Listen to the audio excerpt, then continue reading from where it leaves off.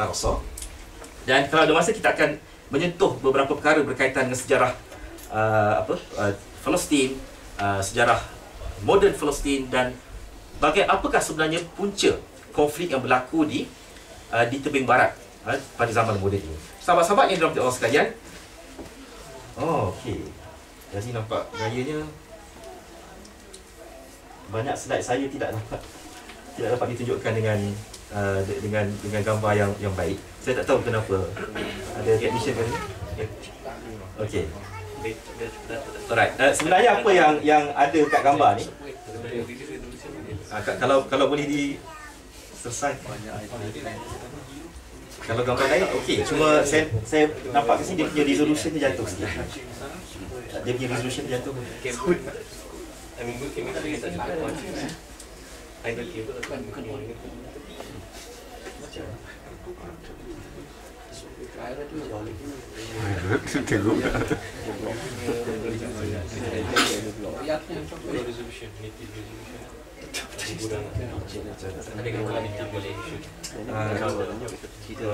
unfortunately tak ada. Kalau ada akses internet ke saya nak tunjukkan peta sekitar Palestin saja. internet ada. Ustaz, iPod. Saya iPhone.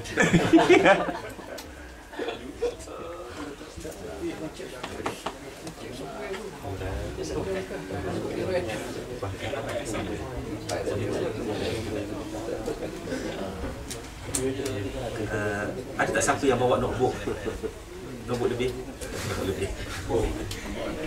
Tak ada. Semua pakai iPhone je sekarang.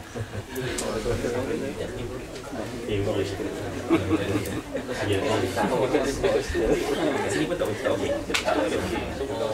So kalau siapa yang boleh menyumbangkan notebooknya dalam sejam 2 jam, insya-Allah.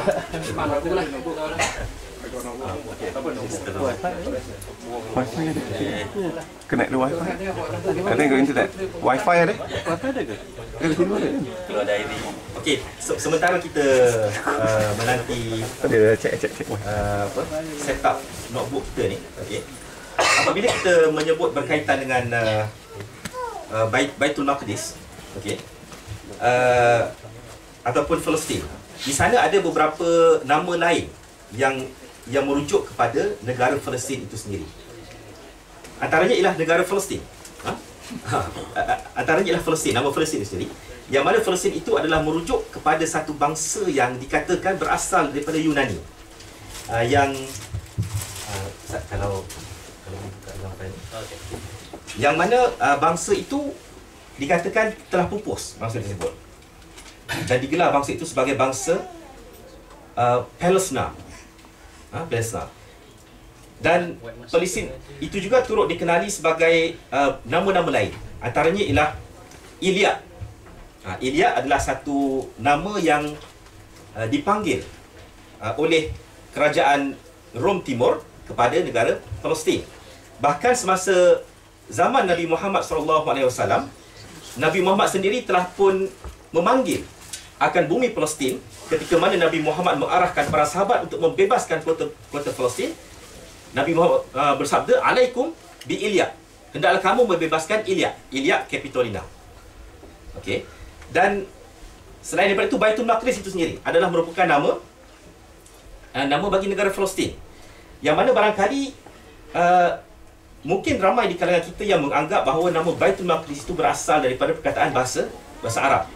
Kerana apa? Kerana ada perkataan bait. Bait itu maksudnya rumah. Maqdis tu maksudnya agaknya daripada perkataan kudus kot. So rumah yang suci, rumah yang kudus. Tetapi dalam bahasa Arab tidak ada pun orang kata imbuhan yang berbunyi maf'il ataupun maqdis. Jadi apabila kita buat kajian, rupa-rupanya perkataan Baitul Maqdis itu adalah merujuk kepada nama daripada bahasa Yahudi itu sendiri, iaitu bahasa Hebrew. Yang mana sebutan asalnya adalah Beit Mikdash. Okey, Beit Mikdash. Selain daripada itu, sahabat-sahabat sekalian, nama Palestin juga kalau di dalam teks buku-buku Islam, ianya dikenali sebagai bumi yang barakah, Ardul Barakah. Dalam Al-Quran sendiri, apabila Allah Subhanahu wa taala menceritakan secara ringkas berkaitan dengan peristiwa Isra yang berlaku di antara Masjidil Aqsa singgahlah ke daripada Makkah ke Masjidil Aqsa, Allah Subhanahu Wa Taala menyatakan Allah memberkati kawasan rut perjalanan di antara Mekah ke Masjidil Aqsa. Kenapa dinamakan barakah? Kenapakah bumi tersebut dinamakan barakah? Apa maksud barakah ni? Siapa tahu apa maksud barakah? Dalam bahasa Melayu barakah apa? Berkat. Betul. Jawapan skema tu. Okey. Okey. Yang dinamakan berkat itu, kalau dalam istilah bahasa Arabnya, ialah bermaksud al-in'am wa aziyadah. Maksudnya bertambah. Kita buat benda yang sikit tapi income dia punya outcome-nya adalah banyak. Pasal itulah orang tua biasa pesan kalau nak dapat berkat ilmu, nak tak nak dalam kelas kita kena hormat guru. Ada setengah orang kadang-kadang dalam kelas dia bila cikgu masuk, okey. Bila cikgu mula mengajar dia tidur. Okey. Kemudian bila waktu prep, kalau sekolah asrama lah ada prep kan. Orang lain belajar dia pun tidur juga. Okey. Tapi oleh kerana si Mamat ni, okey, dia pandai ambil hati gurunya, okey, maka kadang-kadang dia dapat keberkatan ilmu dengan sebab selain daripada usahanya yang barangkali sedikit, tetapi oleh kerana dia menghormati guru dia pun mendapat keberkatan ilmu. Dia usaha sikit tapi dapat banyak. Samalah juga dengan bumi Palestin yang dipanggil sebagai bumi yang berkat. Kenapa dinamakan berkat? Berkat Palestin ini bukan semata-mata dari aspek spiritualnya saja. Bukannya semata-mata dari aspek orang Islam pun nak mengejar, nak menguasai Palestin, orang Kristian pun dalam sejarah nak menguasai Palestin, orang Yahudi pun nak menguasai Palestin. Dia tak ada pula kita dengar orang Yahudi nak menguasai Pulau Pinang ke, ataupun nak menguasai Singapura ke, tak ada. Tapi semua agama-agama yang dipanggil sebagai agama monoteistik ni, okey, semuanya nak berusaha untuk menguasai Baitul Maqdis. Dari sana adalah argument yang biasa kita dengar kan. Siapa yang menguasai Baitul Maqdis, maka dia akan menguasai dunia. Dan ini adalah satu argument yang bersifat kebetulan. Kebetulan, okey. Selain daripada itu, kita perhatikan bagaimana keberkatan bumi Palestin ini juga dapat dikenali dan dapat dilihat daripada aspek fizikalnya. Sebagai contoh, buah-buahan ataupun sayur-sayuran yang ditanam di tanah subur di bumi Palestin itu dikatakan sebagai buah-buahan dan sayur-sayuran yang terbaik. Tak percaya, tapi jangan amalkan selalu. Okay? Tak percaya, cubalah pergi ke Sainsbury ke Tesco ke, cuba beli buah yang tertulis ditanam daripada Israel, product of Israel. Biasanya dia lebih sedap berbanding dengan product of Spain ke, product of UK dan seumpamanya. Okey.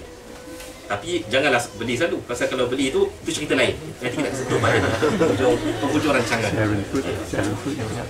Sahabat-sahabat yang dirahmati Allah sekalian, dengan sebab itulah kita perhatikan apabila kita menyebut berkaitan dengan keistimewaan Al-Aqsa sebagai kiblah pertama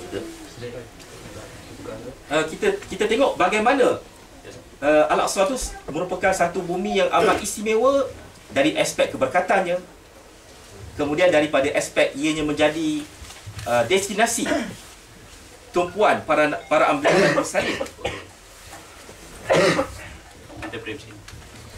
Ada penaja, pesanan daripada penaja, belilah notebook brand Dell. Itu aja. Taiwan. Tapi prosesor ni kita akan tengok prosesor apa. iBook. Di Sarawak ni. Sarawak. Borneo. Bardet. Okey, alhamdulillah. Okey. Resolution ni. Okey, buat balik. Ibudin lah. Tadi. Okey.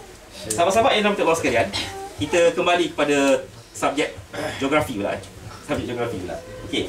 Apabila kita menyebut negara Palestin, sebenarnya Palestin ini adalah satu kawasan yang tak ada negara. Satu kawasan yang tak ada negara. Kerana apa? Kerana kalau ianya sebuah negara, maka dia ada kuasa, ada otoriti untuk mengeluarkan pasport. Ini sebahagian daripada kriteria sebuah negara lah. Tapi orang Palestin dia tak ada pasport. Pasport Palestin. Yang ada ialah sama ada mereka perlu untuk mendaftar sebagai pemegang pasport Israel ataupun terpaksalah pergi ke Jordan untuk minta pasport Jordan. Okey. Di manakah negara yang kita sebut negara Palestin itu? Kalau kita perhatikan, ini adalah peta